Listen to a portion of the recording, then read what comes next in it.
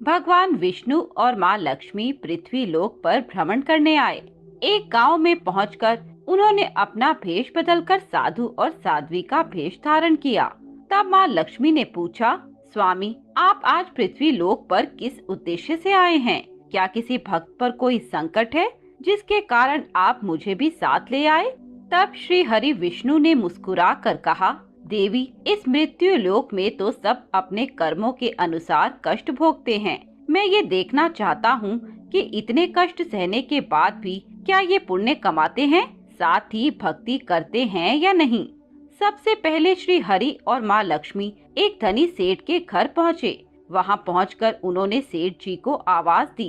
उनकी आवाज सुनकर सेठ जी बाहर आए। उनसे भगवान विष्णु ने कहा, सेठ जी, आप पर तो माँ लक्ष्मी की बहुत कृपा है, फिर भी आप बहुत परेशान हैं। इसका क्या कारण है? सेठ जी उन्हें देखकर रोने लगे और कहा, साधु बाबा, मेरे कष्ट का कारण यह धन ही है जिसे आप लक्ष्मी जी की कृपा कह रहे हैं। मेरा सारा धन मेरे बेटों ने समेट लिया और वह घर छोड़कर चले गए। अब इस घर में मैं और मेरी पत्नी रहते हैं। वह बहुत बीमार है, बेटों को याद करती रहती है। यदि यह धन न होता तो लालच न होता और हमारे बेटे हमारे पास होते। यह सुनकर भगवान विष्णु ने कहा, सेठ जी, आपके कष्ट का कारण धन नहीं, आपके कर्म हैं। आपने धन गरीबों पर अत्याचार करके कमाया और उससे अपने बच्चों का पालन पोषण किया। इसी कारण वह धन को अपना पिता मान बैठे। यह कहकर दोनों आगे चल देते हैं। आगे जाने पर उन्हें एक किसान मिलता है जो अपने मरे हुए बैल के पास बैठकर रो रहा था।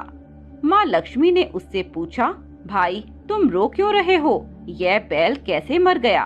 किसान ने कहा, धन के लालच के कारण मेरा बैल मर गया। ज्यादा धन कमाने की इच्छा के कारण मैं इससे दिन में खेतों में काम करवाता था और रात में कोल्हू में लगा देता। इससे मैं बहुत धन कमाता था, लेकिन कल से मुझे भूखे मरना पड़ेगा। अगर संसार में धन न होता, ना मुझे लालच आता और ना मेरा बैल मरता। तब लक्ष्मी जी ने कहा, स्वामी, ये क्या माया है? मैं तो सोच रही थी इस संसार में धन और वैभव के कारण सब मेरी पूजा करेंगे, लेकिन यह तो धन से ही परेशान हैं।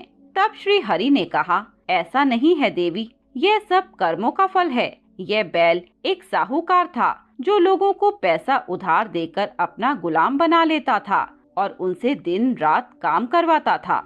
उसी को चुकाने के लिए इस जन्म में ये बैल बना और आज इसका कर्ज उतर गया। तब लक्ष्मी जी ने कहा, किंतु स्वामी, इस सब के पीछे धन ही बड़ी वजह है। ये सुनकर श्री हरि विष्णु ने कहा, आगे चलते हैं। आगे कुछ दूर जाने पर उन्हें एक झोपड़ी दिखाई दी जिसके बाहर एक दीपक जल रहा था। भगवान विष्णु और लक्ष्मी जी वहां पहुँचे और विष्णु जी ने पुकारा, कोई है जो हमें भोजन करा सके? यह सुनकर एक औरत घर से बाहर आई और बोली, हे साधु जनों, पधारिए, मेरे छोटे से घर में आपका स्वागत है। वे दोनों अंदर चले गए। तब लक्ष्मी जी ने पूछा, आपने घर के बाहर दीपक क्यों जला रखा है?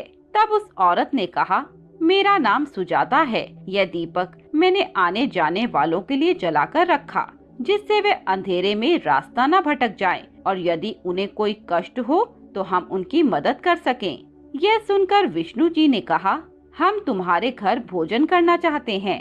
यह सुनकर सुजाता बोली, महाराज, आपको कुछ समय इंतजार करना होगा। मेरे पति अभी सेठ जी के घर काम कर रहे होंगे। वे मजदूरी लेकर खाने का सामान लाएंगे, तभी मैं आपको भोजन करा सकूंगी। यह सुनकर लक्ष्मी जी ने कहा, तुम्हारे पास धन नहीं है। यदि तुम्हारे पति ना ला पाए तो क्या होगा?